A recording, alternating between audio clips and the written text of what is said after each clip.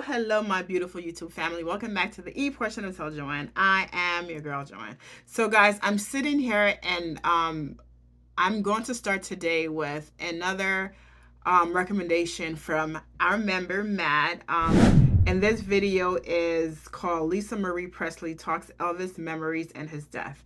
I think I had said it before in other videos that I'm going to do a special week of Elvis. Um, just as a thank you to Matt, just for being awesome, and also just for you guys for being awesome, and thank you for being part of the community. With that said, just remember that I still have at least 3 months of videos of me of the Sunday and Wednesday of this with me with the black dress. I'm not sure yet. I might do an extra week with me doing some of those videos just to get them over to you guys, but I do have 3 months of videos of Elvis with me with the 1K dress, and I have a concert. I don't know if I'm gonna release that concert, if I'm gonna leave it members only, but if I do leave it members only, it will be the only video that I leave members only, just because that concert was a surprise to me as well. It's pretty interesting. You'll see it when you'll get it when you see it. Okay. With that said, if you are part of the family, you already know, aka you already subscribed, you know what we're about to do. But if this is your first time to the channel, definitely put me on pause, get your beverage of choice, hit the subscribe button, because we'll do the chair and a count through. You guys ready? 1, 2, 3. Boom. All right, guys, so let's start with Lisa Marie Presley Talks Elvis Memories and His Death. Okay, I have got to prepare myself for it, guys. I don't know what's going to happen. Um, let's go. He was very protective, very adoring, very watchful, and I knew I knew that I was loved. There's no question about that. It's not something that is easy to come by, obviously, but it was very apparent to me, and it was very mutual. I was in his bathroom upstairs at Graceland, and he caught me. I think I was lip syncing in the mirror. I think I was 2. Not so necessarily aware of who he was, but just in my own world, singing with the microphone in front of the mirror. And anyway, I'm sure he got a huge kick out of it, and I don't know how long he was actually watching me, but never embarrassed me, never said anything. And then I think he was getting other people to come watch as well. The only person who could get me in the bathtub was my father. He's the one that would have to actually put me in and make me. I wouldn't argue with him, ever. There was no schedule, there was no time at Graceland, no rules. It was almost like this fun house that no matter what you did, no matter what you destroyed, no matter what you threw, no matter what broke, it would somehow miraculously get replaced within 24 hours. And it was quite the lively home. The basement was always a room, for whatever reason, for mayhem. And I would transform when I would go down the stairs, and I don't know why, just throwing things down there and, That's what getting kids into do. trouble. And he would do similar things down there. He'd get, like, mischievous, as always. My father decided to give me a pony. She was very small, so he put me on her outside, and then he takes her and through the back door and in the house. He was worried that Dodger, the grandmother, was going to hear this and was going to freak out, and all of a sudden the horse decides to, relieve himself, and not in a pretty way, on the carpet. Everyone had horses and golf carts. One person would get on, and then everyone would get on, and then it would be like, like a convoy of golf carts. It was always crazy. I also led the convoy when I got old enough to hit the pedal. I had about 5 friends up there, and then some cousins. So we'd all sort of congregate when I'd come to town, and everyone would get a golf cart, which was a nightmare. I fired people, yeah. Because you're Apparently a I kid. That's did. what kids do, right? So, let me pause for a second. So I it think looks like this is definitely a fan made video. So I'm seeing like just videos sliced together of her talking about memories about her dad. And as we know that she was very young when he passed away. So I'm assuming a lot of the memories may, I mean, some of them I'm sure may be her memories, but I'm assuming other memories of hers might be things that, she's told by her mom or, other family member. So that's pretty cool to get that insight to see Lisa Marie Presley talk about her dad. So thank you very much for sharing that, Matt.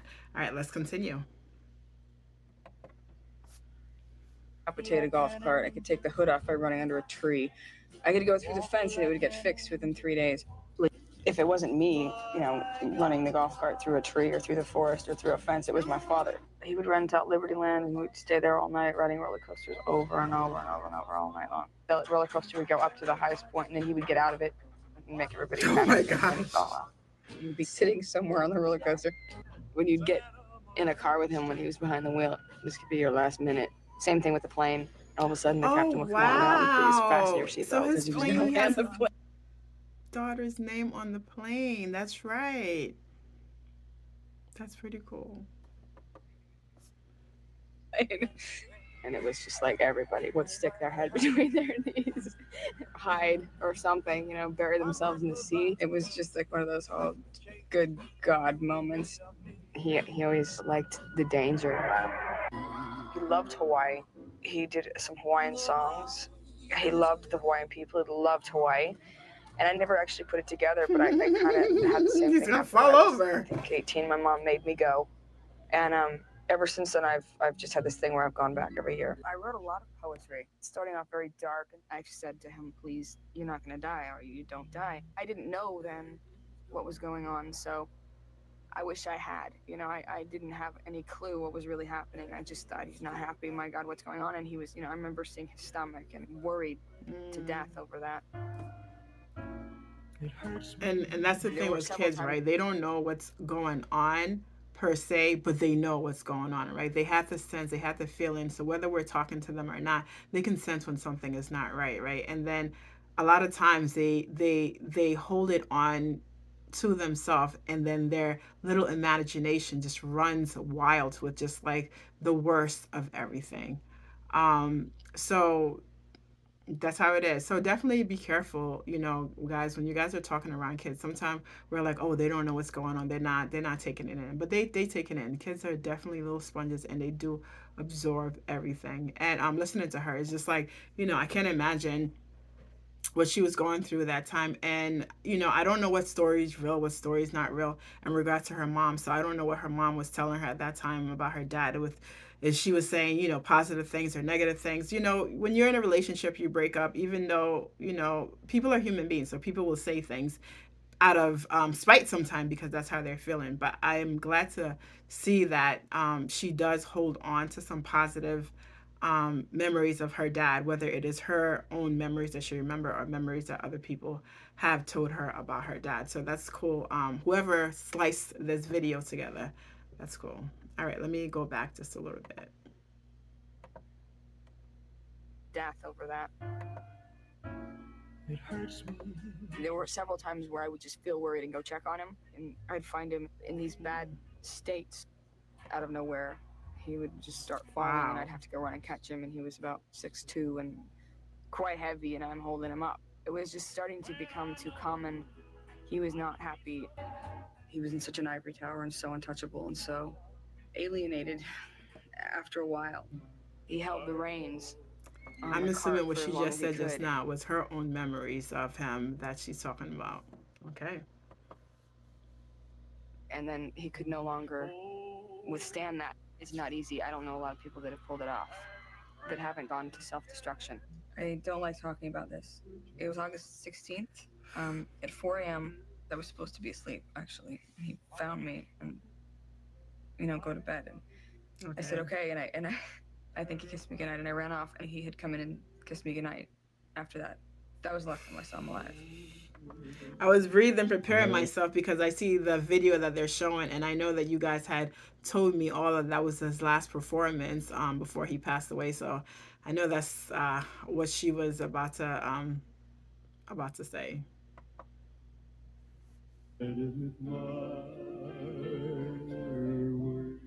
His body was in the house for 3 days, and there was something very oddly comforting about that, which made it not necessarily real for me.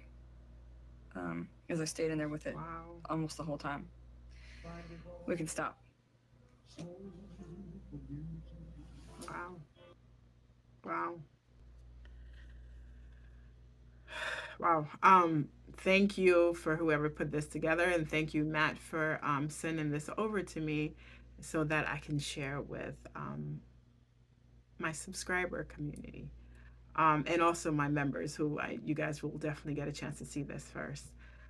Um, yeah, I like the fact that, she talked about her memory, the good memories, and also the fact that she talked about the bad memories, right? The honest memory.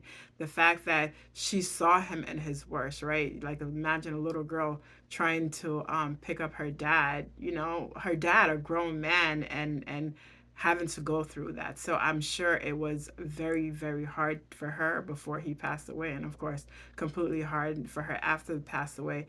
And then, you can only imagine how the family feels hearing people talk about Elvis when they talk about him in the negative ways, right? Or even when they talk about him in some positive ways, because some people don't see Elvis as the person, as the man, right? They just see him as an idol, or, beyond everything. And the family sees him as a person, as a human being. So I'm just glad that I got a chance to hear her say that. Yeah. So, like I said, I'm doing this week of Elvis. It's a special week of Elvis, and you guys definitely send Matt some heart, because these videos are due to him. Bye.